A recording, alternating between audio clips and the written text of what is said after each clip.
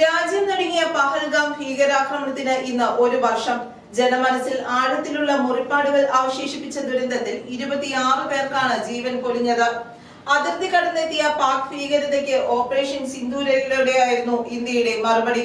അപ്പോഴും ആക്രമണത്തിന്റെ സൂത്രധാരന്മാരെന്ന് കരുതുന്ന പലരും കാണാമറയത്താണ്. പതിവ് പോലെ അവസാനിക്കുമായിരുന്ന തിങ്കളാഴ്ചയായിരുന്നു അന്ന്.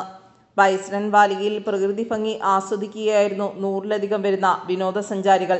ആ സന്തോഷ നിമിഷങ്ങൾക്കിടയിലേക്കാണ് ഭീകരർ നിറയൊഴിച്ചത്. ആക്രമണത്തിൽ 25 വിനോദസഞ്ചാരികളുടെയും ഒരു പ്രദേശവാസിയുടെയും ജീവൻ പൊലിഞ്ഞു.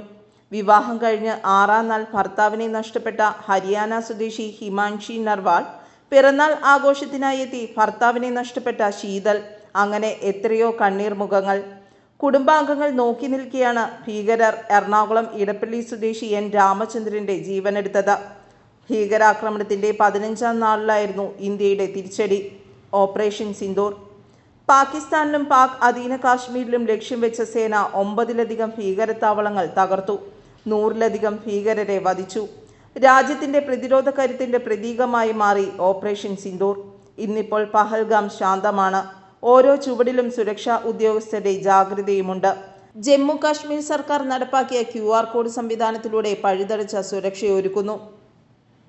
News desk, Perumbavoor.